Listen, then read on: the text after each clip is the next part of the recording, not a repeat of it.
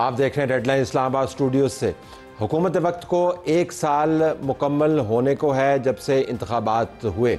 जो ये साल इख्तिताम पजीर हो रहा है तो पाकिस्तान के अंदर सियासी तौर पर आपको एक्साइटमेंट बढ़ती हुई नज़र आ रही है। पाकिस्तान तहरीक इंसाफ के हलकों की अगर आप बात करें तो उनका ख्याल है कि 2025 के दरमियान या इसके आखिर में आके कुछ ना कुछ ऐसा हो जाएगा कि उनके लिए रिलीफ की बुनियाद बन जाएगी।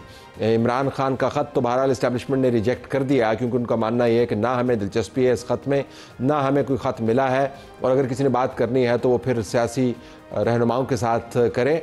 लेकिन पाकिस्तान तहरीक इंसाफ के चीफ मिनिस्टर KP कल नदीम मलिक के प्रोग्राम में थे और उन्होंने कहा कि इमरान खान के बारे में एक बार वो कह रहे थे कि 80% मामला तय हो गए थे कि उनको निकाल के किसी और जगह रखा जाए, KP में लाया जाए या बनीगला में रखा जाए, और एक मरतबा 99% मामला जो हैं वो तय पा चुके थे। तो या तो बिल्कुल सफ़ेद झूठ बोल रहे हैं और बिल्कुल आप समझें कि किसी बेलाग अंदाज में किसी बात को सामने रखे बगैर वो आप को बता रहे हैं कि इस्टेब्लिशमेंट वाक़तन इमरान खान के साथ नेगोशिएशंस में, हालांकि इसकी हकीकी बुनियाद नहीं है, या फिर ये है कि इस्टेब्लिशमेंट वाक़तन एक बैक डोर से इमरान खान से बात कर रही है। तो एक तो ये मामला हमने देखना है आज के प्रोग्राम में। इसके साथ हमने ये भी देखना है कि ट्रंप के अमेरिका के साथ पाकिस्तान ने कैसे इंगेज करना है। यौम यकजहती कश्मीर में हम मना रहे हैं कल, हमने देखना है कश्मीर पॉलिसी हमारी क्या है, हिंदुस्तान के साथ हम कैसे मामलात को तय करें कि कश्मीरी जो पाकिस्तान की मदद की तरफ हमेशा देखते हैं उनकी हम हकीकत में कुछ मदद कर पाएँ। इतना अरसा हो गया हम नारे तो लगाते रहे लेकिन कश्मीरियों तक हमारी मदद हकीकत में नहीं पहुँची, ना ही उनकी हालत ज़ार तब्दील हुई है।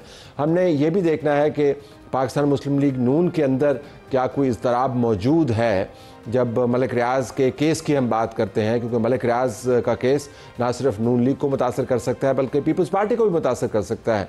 पीपल्स पार्टी के सिटिंग मिनिस्टर्स के ख़िलाफ़ नैब ने मुकदमात कायम किए हैं और मुकदमात के ढांढे कहीं ना कहीं जाकर मलिक रियाज़ से मिलते हैं। तो ये तमाम चीज़ें हैं जिनका हमने आज अहाता करना है। हमारे पास एक ही इंटरव्यू है जो इन तमाम चीज़ों के ऊपर रिफ्लेक्ट करेगा।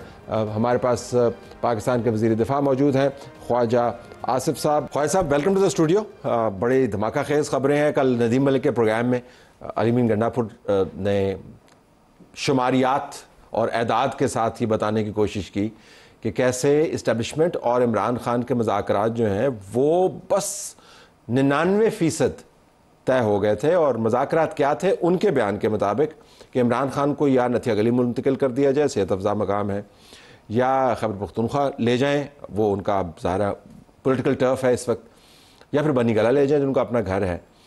और उनका मानना यह था कि मामला बस तय होने के तो 26 से पहले। तो आपकी खबर क्या है? ये क्या बात कर रहे हैं अली मीन गंडा? ये जो गुजर गई जिसमें हंगामा हुआ और इन सारी चीज़ों के तय होने के बाद फिर क्या हुआ, वो क्या कहते हैं उसके ऊपर वो खामोश हैं करके अंदर खाने से।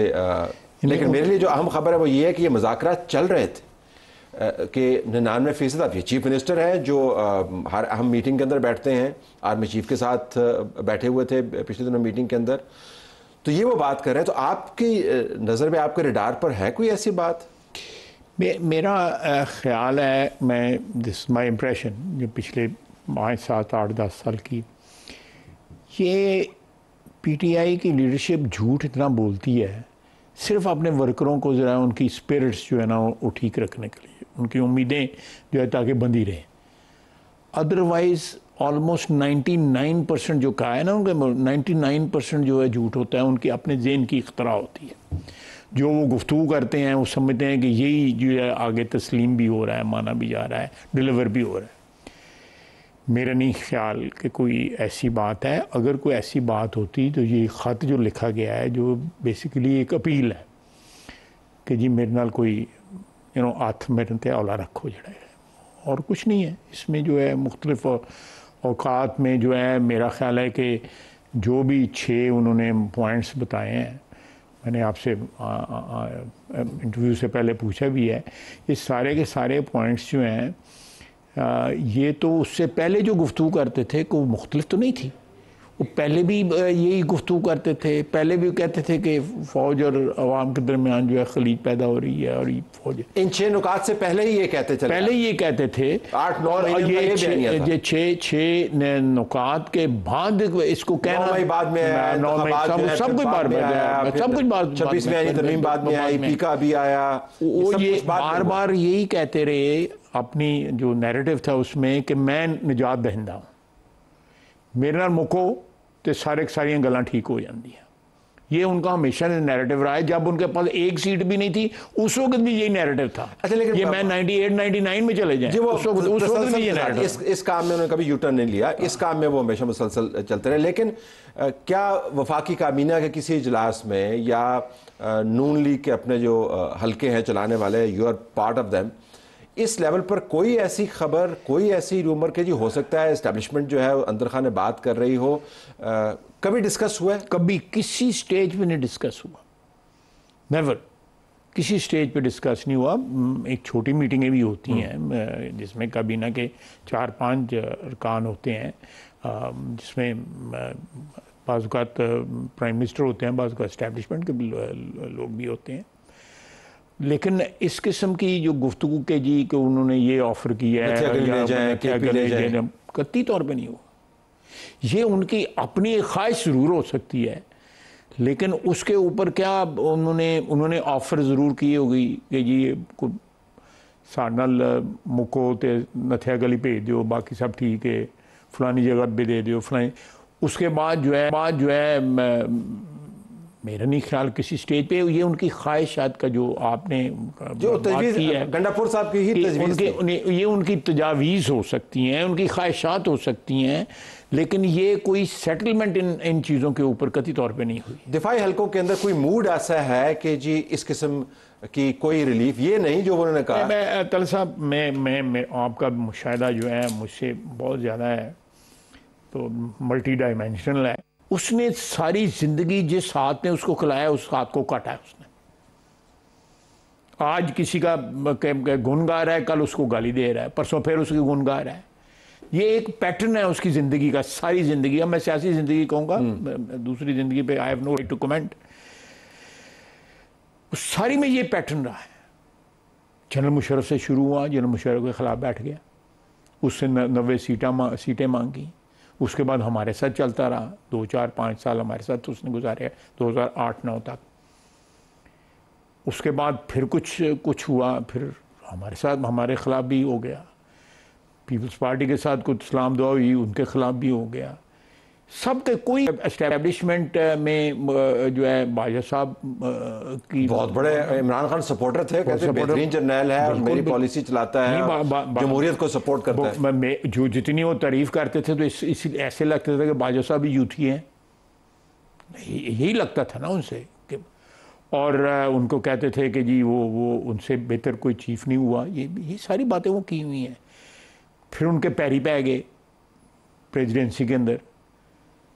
अलवी साहब गवाह हैं इस चीज़ के। नहीं, वो मुहावरतन आप कह रहे हैं ना, हकीकतन तो नहीं। कोई गल होती है ना, जरूरत नहीं होता कि बंदा लिटरली गिटे फाड़ ले। मेरा मतलब मिलता तो जिसले बंदा आ जाए तो पंजाबी च उन्होंने पैरी पैना ही कहना। सही।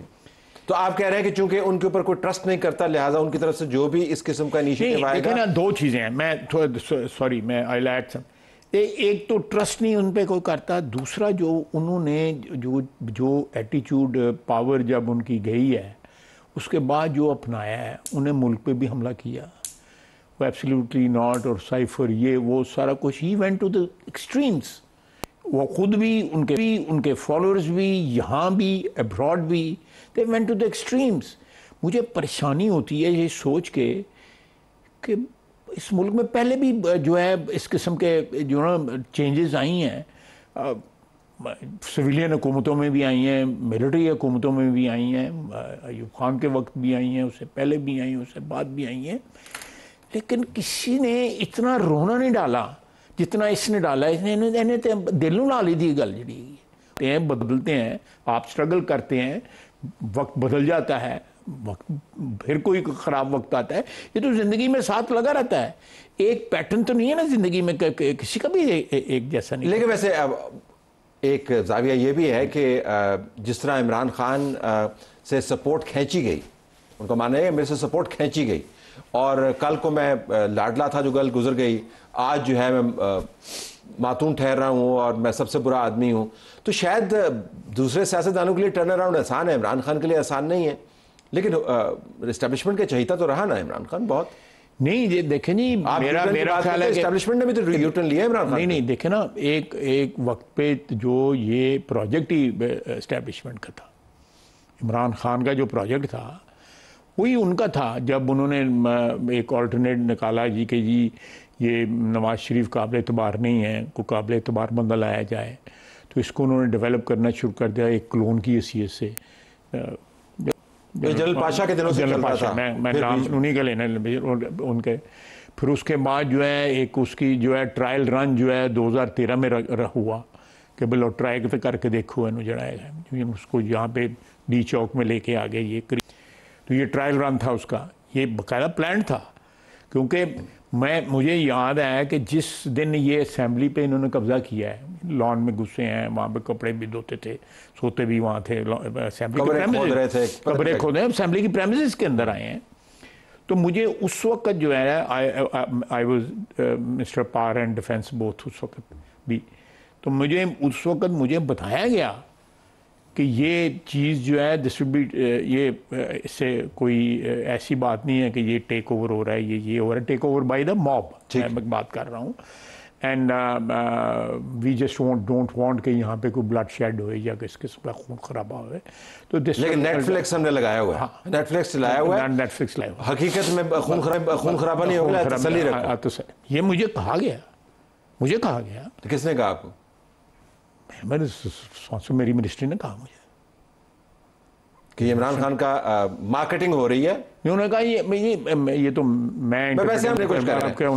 सो इमरान खान को बनाया गया, लॉन्च की मार्केटिंग की गई, लॉन्च किया गया, पावर में लाया गया, तो अगर किसी के साथ फिर इस्टेब्लिशमेंट बिल्कुल मुंह फेर ले तो उसका दिल तो दुखेगा ना। ख्वाजा साहब आप बहुत सख्ती करते हैं। दुखी तो जरूर होता है बंदा, ऐसी मैं तो इनकारी नहीं है, लेकिन तलत साहब आप देखें कि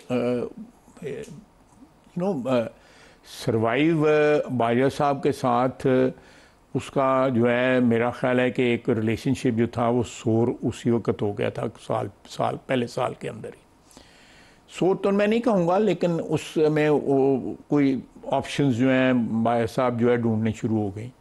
उसमें मैंने बताया BTV के ऊपर आई वॉज अप्रोच्ड, और के जी मियाँ साहब के साथ बात कर लें, ये कर लें, वो करते हैं। जो मियाँ साहब ने कहा ये कि you are not even authorize to, आप मिल लो लेकिन you are not even authorize to talk on this subject, और मैंने इनकार कर दिया। उसके बाद फिर ये अप्रोच होती रही, तो वो भाई साहब भी अपनी ऑप्शंस जो थी उन्होंने खुली रखी हुई थी, लेकिन मेन तो झगड़ा स्टार्ट हुआ है कि एक तो इन्होंने परफॉर्मेंस ही कोई नहीं की 4 साल, तो ये एक ही काम पे लगे रहे हैं, उन्होंने नोट दिखाओ मेरा मूड बनाओ, इसके अलावा उन्होंने कोई काम नहीं किया। उसके बाद जब ये जनरल फैज़ को प्रमोट इन्होंने करना शुरू किया है कि ये उनके इक़्तिदार की गारंटी होंगे, वो ज़ामन होंगे, तो जब वो चीज़ ब्लेटेंटली सामने आई है उसके बाद जो है ना स्लाइड कहते हैं नो वे होज़े, मतलब ये कि अब नहीं, अब इमरान खान की जो इस्टेब्लिशमेंट के अंदर किसी किस्म की एक्सेप्टेबिलिटी है अब नहीं हो सकता। नहीं, आप देखें क्या क्या चीज़ों ने इन्होंने कहा कि जी वो अपने इनॉग्रल एड्रेस में इनका नाम लेंगे, टेलीफोन आएगा, उनको कहे कि इमरान खान को छोड़ दो, ये होगा वो होगा। जिन्होंने ट्वीटां की थी उन्होंने ट्वीट भी डिलीट कर देते, नौबत ये आ गई। अब ये देखें कि कहाँ कहाँ इनको जो है सेटबैक्स हो रहे हैं, तो उसके बाद ये लेटर लिखा गया। लेटर लिखते वक्त ये जिसने भी ड्राफ्ट किया है, ये जिसने भी इनकी उसमें हेल्प की है इसको लिखने में, उसने इनको क्यों नहीं बताया कि ये 6 पॉइंट जो आप लिख रहे हैं, जनरल मुजीबर रहमान के 6 पॉइंट याद आते हैं, ये 6 पॉइंट जो लिख रहे हैं कि उसके बाद उससे पहले भी आपका यही नैरेटिव था ये नैरेटिव उसके बाद नहीं आपने डेवलप किया, उससे पहले भी आपका यही नैरेटिव था। जब आपके पास से इक़्तिदार छिना है उस वक्त भी आप यही गुफ्तगू कर रहे थे। तो वीडियो के अंदर वो कहते हैं, बहुत पुरानी वीडियो, उसमें अंदर ये भी कहते हैं कितने बंदे हम सड़क के ऊपर ले आए हैं, तो हाँ 25,000 के 20 के साथ ये हो जाएगा वो हो जाएगा। लेकिन आपका मानना ये है कि जो मर्जी कर ले अब एक्सेप्टेबिलिटी नहीं है, ये जानते हुए कि पाकिस्तान की इस्टेब्लिशमेंट जो है वो नजरिया लचक के ऊपर बहुत यकीन रखती है और ऐसी अनहोनियां हुई हैं पाकिस्तान के अंदर जो हम सोच नहीं सकते थे। मतलब जब आपकी जमात ज़ेर ताब थी तो किसी ने सोचा था मियां मोहम्मद नवाज शरीफ वापस आएंगे?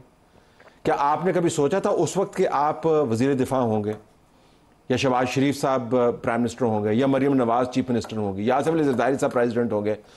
तो खालिद साहब रूल आउट तो ना करें ना, politics being the art the possible. मैं आपसे इत्तेफाक करता हूँ कि ज़िंदगी में जो है किसी चीज़ को भी रूल आउट नहीं करना चाहिए, बट आप एक सेफ किस्म का जो है नैरेटिव तो बना सकते हैं ना कि भाई ये चीज़ें हों तो ये आउटकम निकलता है, अगर ये चीज़ें ना हों तो ये आउटकम नहीं निकलता। प्रोबेबिलिटीज़ के ऊपर काम हो सकता है, 100% तो कोई चीज़ भी नहीं हो सकती। लेकिन प्रोबेबिलिटी इस वक्त तो आप फरमा रहे हैं कि प्रोबेबिलिटी ये नहीं है। देखें, किसी स्टेज पे मैंने कम से कम पॉलिटिकल जो पॉलिटिक्स के साथ मेरी जो इंट्रोडक्शन है वो as a early teen ages में हो गई थी, जब मैंने होश संभाली थी। किसी स्टेज पे ये एटीट्यूड जो है एस्टेब्लिशमेंट की तरफ किसी ने नहीं अपनाया जो इसने अपनाया, और अपने फॉलोअर्स को दिया है, वो नैरेटिव्स अपने फॉलोअर्स को दिया है, होम एंड अब्रॉड बोथ ये दिया है। तो मैं समझता हूँ कि कहीं ना कहीं जो बाकी लोगों के साथ जो चपकलश हुई या डिफरेंसेस हुए, उनका कोई वापसी का रास्ता कोई ना कोई खुला रहा, बिकॉज ऑफ डायरेक्ट। देखें, जब कुटकू हुआ है 1999 के बाद, उधर कहीं भी कन्फ्रंटेशन उसके बाद आपको नज़र नहीं आई होगी, या जनरल ज़िया के साथ जब पीपल्स पार्टी का हुआ है और उनके साथ अल्टीमेट हुआ कि जुल्फ़िकार अली भुट्टो को जो है वो शहीद किया गया, उनको फांसी लगाई थी, अल्टीमेट हुआ। लेकिन वहाँ भी स्वाय एक छोटा सा फैक्शन था लेड बाय ये सन जिन्होंने मिलिटेंसी की, लेकिन पार्टी जो है वो बाय एंड लार्ज जो है पॉलिटिकल ऑप्शंस ओपन रखी, और अल्टीमेटली 86 में भी इमरान खान के पॉलिटिक्स के अंदर ये दानिशमंदी नहीं है।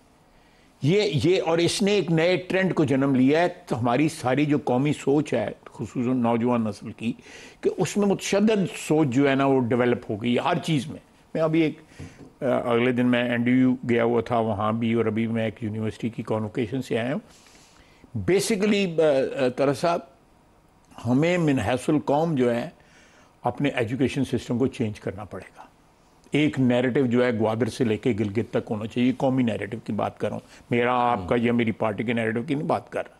कम से कम कौम का तो नैरेटिव कोई हो, हमने तो वो भी छीन ली है ये इस किस्म के जो हादसा। लेकिन लॉन्गेस्ट टाइम खालिद साहब आप NDU में थे, लॉन्गेस्ट टाइम जो है ये नैरेटिव इमरान खान के हक में बनाया गया।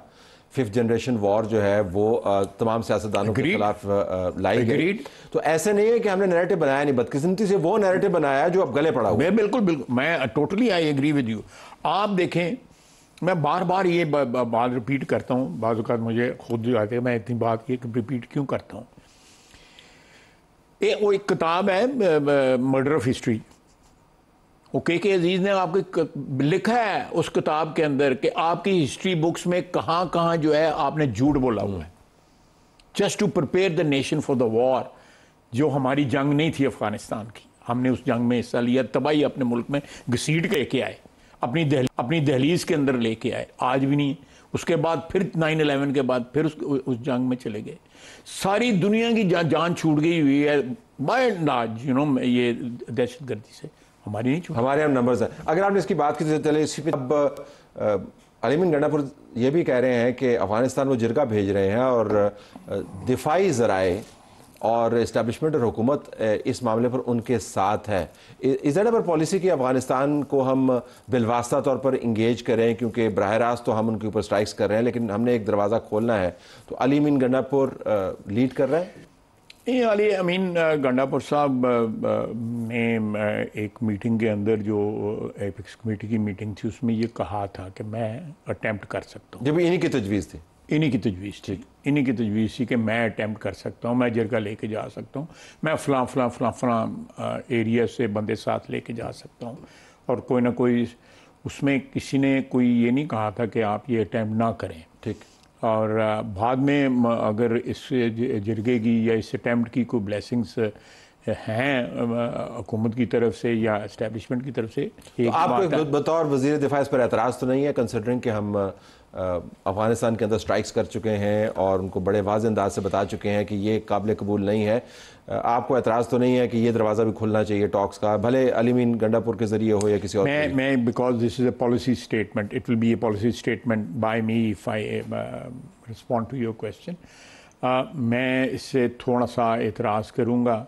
I'll have to take the feel of the government के गवर्नमेंट का इस पर क्या है। लेकिन मैं एक बात आपको कह सकता हूँ कि हमारे उनके साथ राब्ते मुनक़ता नहीं हुए काबिल के साथ, हमारे राब्ते हैं थ्रू आउट दिस क्राइसिस, हमारे राब्ते जारी रहे हैं और आज भी हैं उनके साथ हमारे राब्ते। और काबिल के अंदर या कंधार के अंदर 2 पावर सेंटर्स हैं वहाँ पे वो राब्ते जो हमारे हैं वो आगे से रिसेप्टिव भी बात, कोई ऐसी हल निकल सकता है कि जिसमें हम जो है अपने मुल्क में को अमन लेके आ सकते हैं। और ये दहशतगर्दी जो उनकी सरजमीन से हो रही है both in Balochistan and in KP, उसको कोई कम से कम स्केल डाउन किया जाए ताकि उसको फिर स्केल डाउन होगी तो उसके बाद उसको हल। सो नेगोशिएशंस ऑफ द टेबल बिल्कुल नहीं है, वो मौजूद हैं, किस तरीके से परसू करना है दैट्स अ पॉलिसी स्टेटमेंट जिसके ऊपर आप फिलहाल कमेंट नहीं करना चाहते। मैं बिल्कुल टेक अ ब्रेक है। हमने यौम यकजहती कल मना रहे हैं, जरा उसके ऊपर भी आपसे बात करेंगे, ट्रंप का अमेरिका है, और मैंने मलिक रियाज के हवाले से आपसे सवाल करने हैं क्योंकि आपके एतराज़ात जो हैं मीडिया कवरेज के हवाले से हम तक पहुंचते रहते हैं। तो मैं आपसे ज़रा डिस्कस करना चाहूँगा कि सिर्फ मीडिया ही इशू है मलिक रियाज के केस के अंदर या पॉलिटिकल ताने बाने जो हैं वो भी इसको सपोर्ट करें। नाज़रीन, प्रोग्राम हमारा जारी है।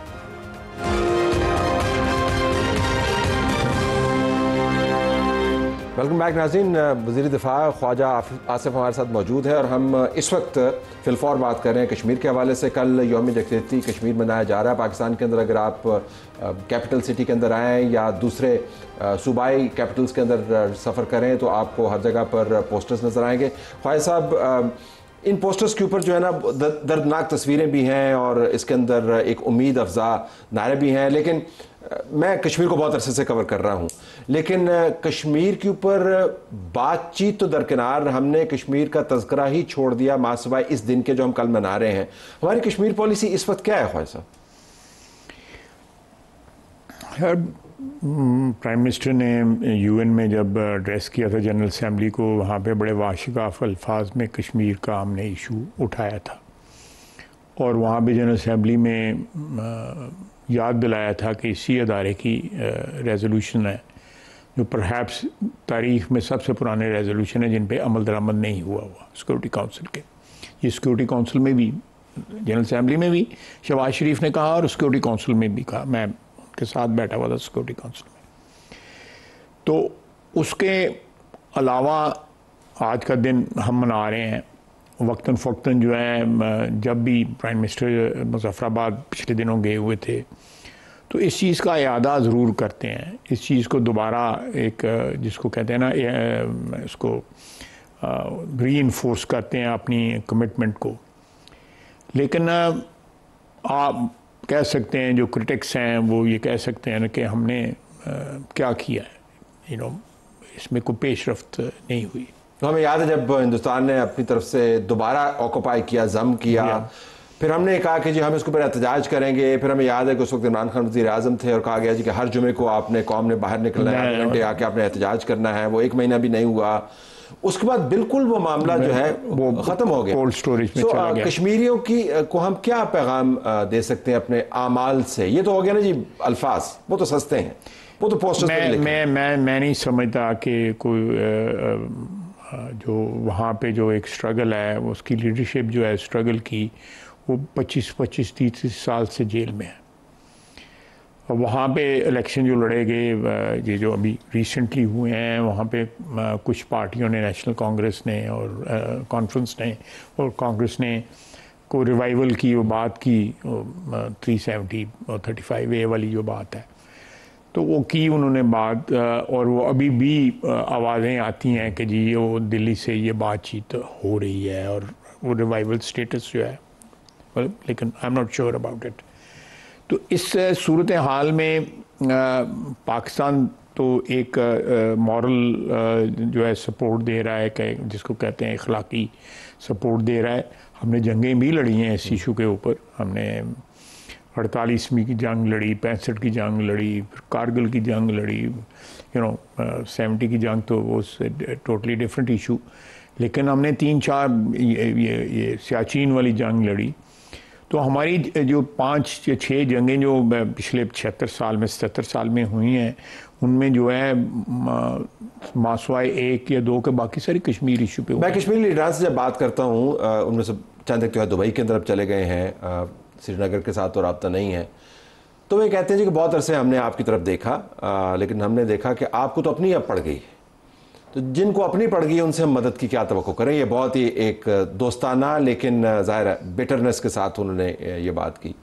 और मैं वाक़तन देखता हूँ कि पब्लिक डिस्कोर्स से, बहस से तो ये मामला बिल्कुल हट ही गया है। किस ज़माने में पाकिस्तान टेलीविज़न के ऊपर और दूसरे चैनल्स के ऊपर बने बनाए पैकेजेस जो हैं वो आया करते थे कश्मीर के ऊपर, और वो चला करते थे।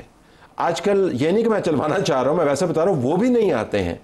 सो it really is not on our policy radar, is it? या बैक बर्नर? मुझे याद है जब when we were growing up, तो वो एक तराना होता था, पहले 1-2 अशार उसके जो है वो उर्दू में थे, बाकी सारा कश्मीरी में होता था। तराना तो इस बार भी जारी किया है। नहीं, वो तराना पुराना वाला जो है रेडियो, जो कश्मीर का जो रेडियो था उस पे वो जो था, इट वाज वेरी इमोशनल।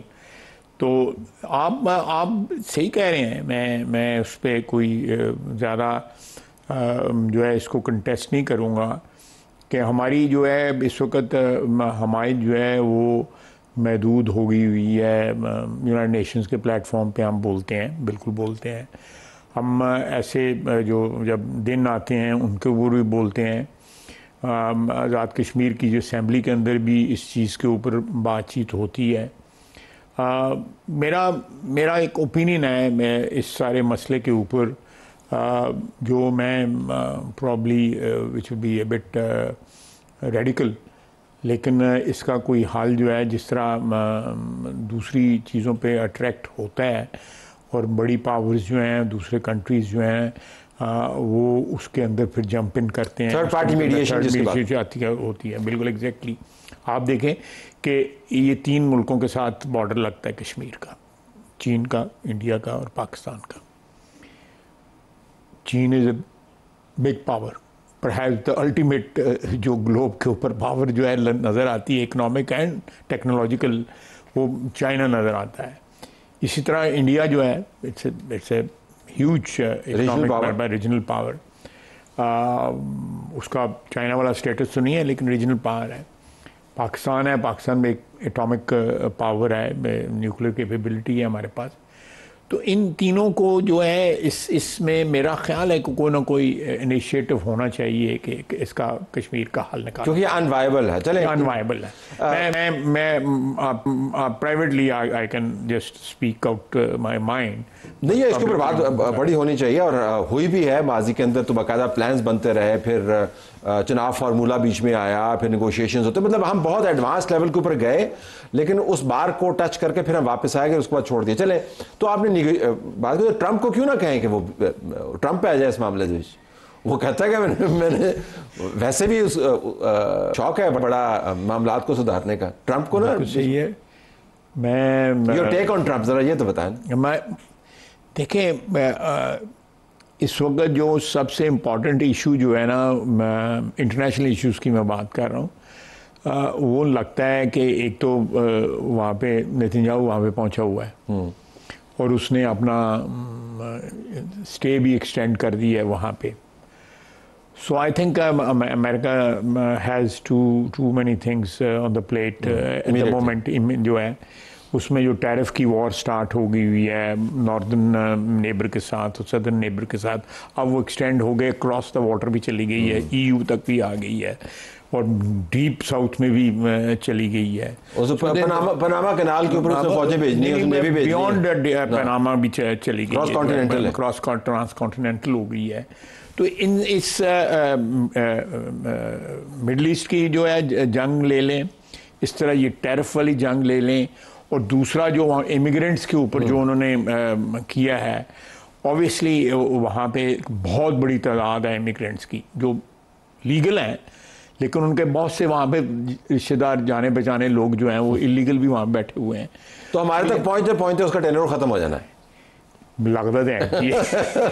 अच्छा जरा इसके ऊपर आए, मलिक रियाज, आपने इसके ऊपर बड़ी बात की, पहले भी केसेस बने हैं मलिक रियाज के ऊपर, इस मरतबा जो मूव है वो कितनी संजीदा है? देखें केसेस पहले भी बने हैं, बड़े सीरियस केसेस बने हैं, जिसमें FIR कत्ल की भी हैं, दूसरे भी हैं। I am not sure, I could be wrong, लेकिन जो मीडिया वगैरह से जो इंफॉर्मेशन है, देखें ये इस किस्म की पार्टीज जो है ना, they don't survive forever, you know, they survive for decade 2 decades, you know.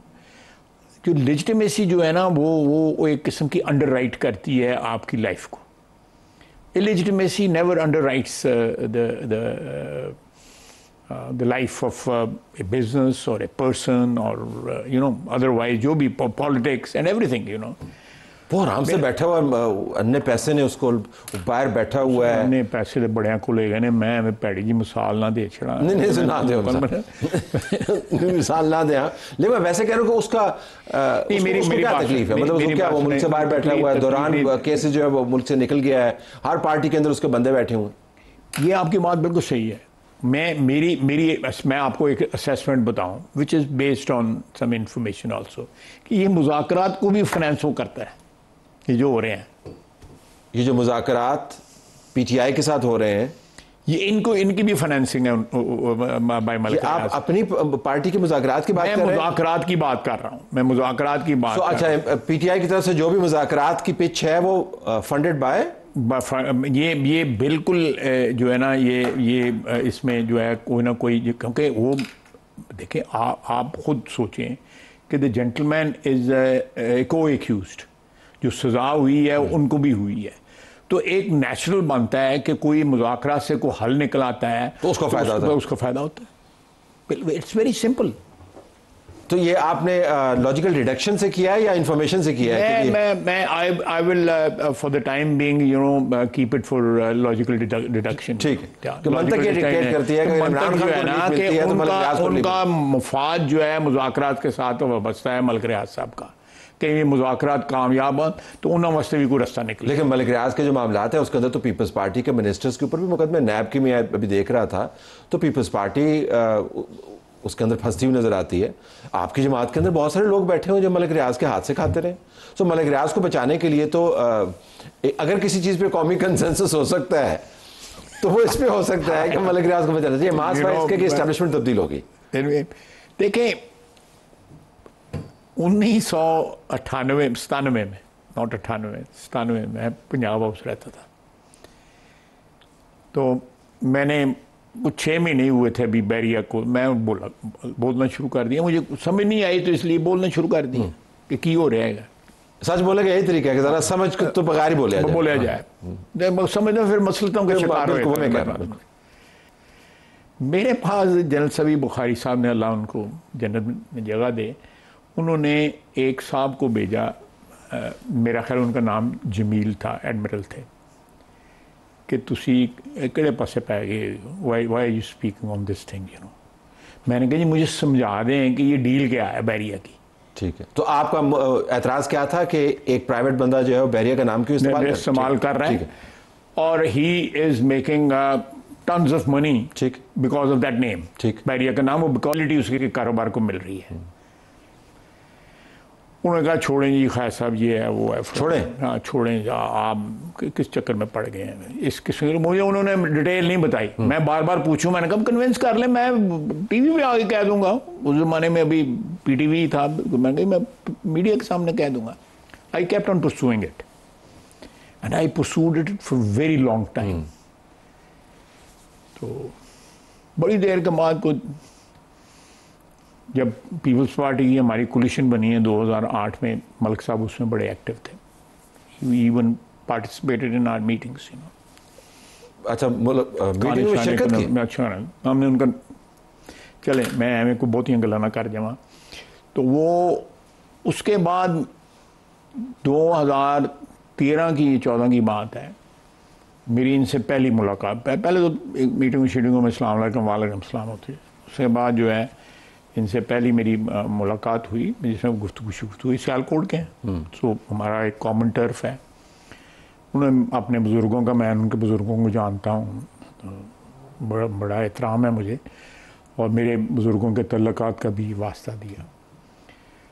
तो मैंने कहा मलिक साहब, मैं I do not have anything personal against you, लेकिन ये एक इस कारोबार में ये आप अरबपति जो है लेजिटिमेटली भी हो सकते हैं इस कारोबार के अंदर, तो आप बाइंग एवरीबॉडी, हर बंदा जो है देखने को भी तैयार हो जाता है, कोई इतनी ज़्यादा एफर्ट नहीं करनी पड़ती। तो नहीं होते, उनको फेंटा लगाते होते थे और वागुजारी करवाते होते थे, वागुजारी करते थे लोगों को, लंबी स्टोरी है, खैर तो मलिक साहब ने क्या कहा आपको? आपको कोई दावत नहीं दी उन्होंने? आपने कोई नहीं, मैं लालच नहीं, मैंने मुझे कोई जो है लालच वगैरह उन्होंने नहीं किया, उनकी मेहरबानी। वो कौन सा अमेरिकन प्रेसिडेंट था, उसको कहा कि इतने ठहर जा, ਇਹਦੇ ਉੱਤੇ ਗਿਆ ਭਾਲ ਆਇਆ मेरा तो किधर मैं वेखी ना जाऊँ किधर, ठीक, तो वो मेरी ह्यूमन फ्रेलिटी है, ठीक है, तो मुझे नहीं उन्होंने। लेकिन एस्टैब्लिशमेंट के तो बड़े ये साथ रहे हैं, तो वो कहते हैं मेरे पास राज बड़े हैं और अब एस्टैब्लिशमेंट तब्दील हो गई है, वो तो उसको परसू कर रहे हैं। इसकी पॉलिटिकल कॉस्ट तो सब जमातों को उठानी पड़ेगी ना, आपकी जमात पर भी है। मेरा ख्याल है कि अगर कॉस्ट उठानी पड़ेगी जिस तरह आप कह रहे हैं, तो मैं इसको थोड़ा सा रीफ्रेज करता हूँ, उठानी चाहिए भी। unless you acknowledge कि भाई ये गलत काम हुआ है, वो ठीक किस तरह होगा? अब जब एक्नॉलेज ही नहीं कर रहे कि बंदा का काम गलत हो जाता है, तो देन लेकिन एक्नॉलेजमेंट जो है वो सिंपल मॉरल एक्नॉलेजमेंट नहीं है, वो तो जराइम की एक्नॉलेजमेंट होगी ना, आपको सजा हो जाएगी। बिल्कुल नहीं, आप, मेरा मतलब है कि जो भी हुआ है इस मुल्क के अंदर, खुसूसन मार्फत मलिक रियाज जो है, सामने आना चाहिए भी। इस मुल्क में हर दौर में कुछ ना कुछ इस किस्म के, लेकिन इस स्केल के ऊपर जो है ना पहले कभी नहीं हुआ था। आप देखें way back in the 60s जो अमीर लोग थे, वो पॉलिटिशियंस की, अयूब खान की हुकूमत में जो लोग शामिल थे, अयूब खान की, उनकी नीड्स की कोई ना कोई कैटर करते थे।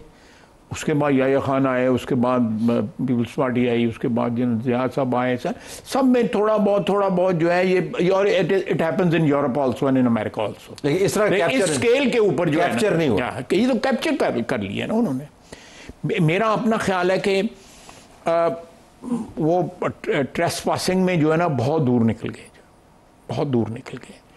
उन्होंने डीजल इतना पिया हुआ था। हाँ, तो भाई उनको तो डीजल खत्म नहीं हो रहा था ना, कि वो डीजल तो पेट्रोल पंप किसी और तरफ लगा हुआ था, सारी एस्टैब्लिशमेंट सपोर्ट। मेरा मतलब क्या कहते हैं, the birds have come, chickens have come to roost, तो ये उस वाली बात है कि सो आप मुंतज़िर हैं कि वो वापस आए और फिर वो बताएं कि कौन कहाँ पर बैठा हुआ है। वो कल को ट्वीट पे कब उन्होंने ये कहा है, मैंने किसी ने कंस्ट्रक्ट किया हुआ था और ट्वीट भी किया हुआ था, मैं मेरे नहीं ख्याल को उन्होंने की होंगी।